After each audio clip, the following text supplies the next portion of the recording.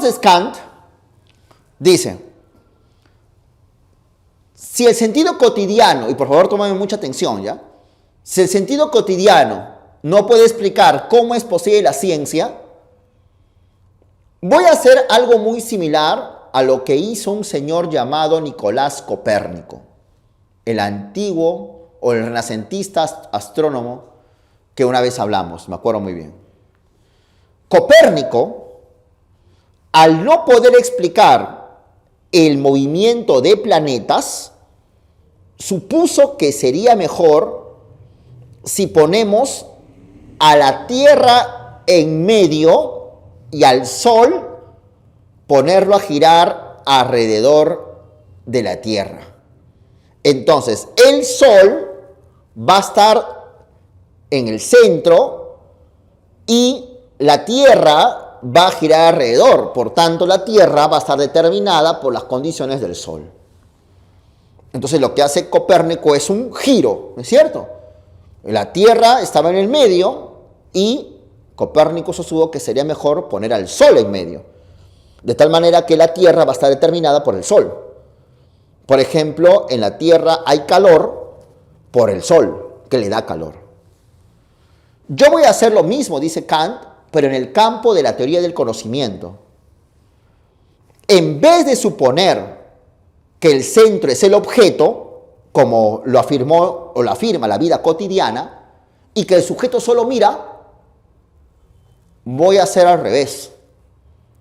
En vez de suponer que el centro es el objeto, ahora voy a suponer que el centro es el sujeto y que el objeto va a estar determinado por las condiciones del sujeto. De tal manera que el objeto, o sea, que esta pizarra sea verde, pues verde, ¿no? Es verde, o es azul, verde. Que esta pizarra sea verde va a estar determinada por mis condiciones como sujeto. O sea, hablando más cristianamente, soy yo, mira, hablo en primera persona, soy yo quien hace que esto lo vea así, de esta manera. Entonces, el objeto va a estar determinado por las condiciones que posee el sujeto. Obviamente, condiciones anteriores a la experiencia. Anteriores a la experiencia con el objeto. Lo que significa que en los seres humanos, antes de conocer algo, los seres humanos tenemos ya ciertas condiciones que permiten el conocimiento. Y como son condiciones anteriores a la experiencia, son condiciones a priori. Y bajo ese punto de vista, sí es posible la ciencia, porque la ciencia necesita de esas condiciones a priori que permiten el conocimiento humano. Entonces vamos a repetir de nuevo hasta ahí, y claro que te lo voy a explicar con muchos ejemplos. ¿Ah? ¿De quién estábamos hablando? De Kant. ¿Kant de qué país es? Alemania. Kant admira ¿a quién? A Newton. La ciencia de Newton es universal. Por tanto, si la ciencia es universal, ¿qué debe tener? ¿Elementos a posteriori o elementos a priori? Elementos a priori. Muy bien.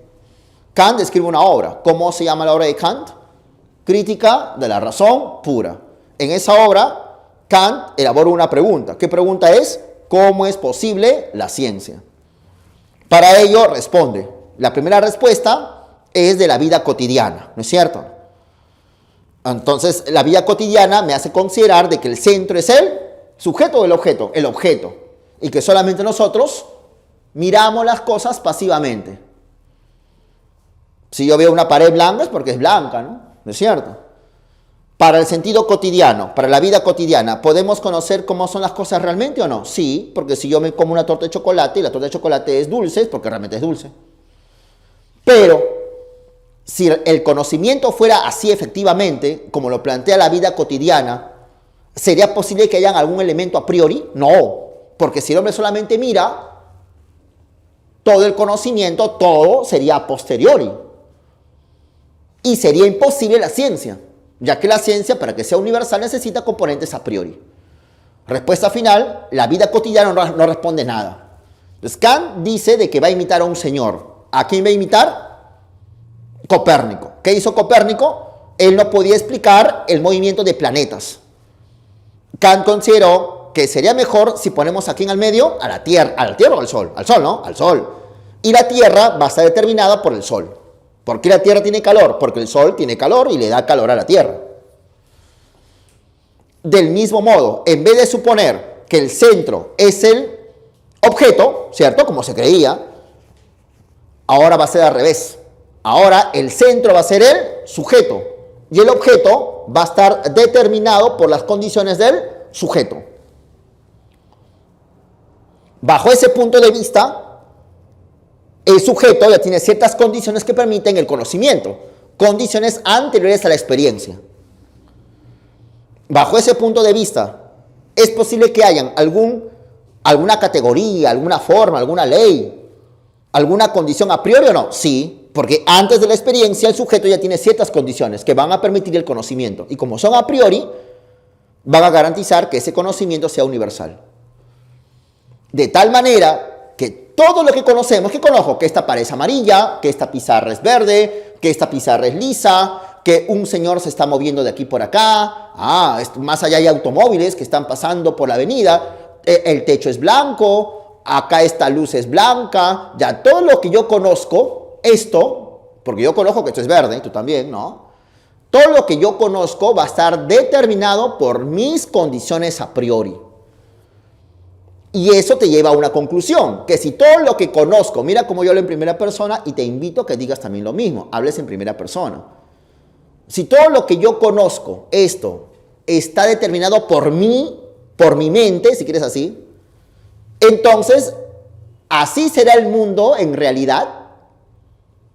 Responde, si todo lo que yo veo está determinado por mí, por mis ojos, por mi mente, ¿así será realmente el mundo? No, pues claro, profe, si todo lo que yo conozco está determinado por las condiciones del sujeto, entonces significa de que no podemos conocer al mundo como es en sí mismo, al mundo como es realmente. Y eso es lo que la famosa revolución o giro copernicano de Immanuel Kant. ¿De acuerdo?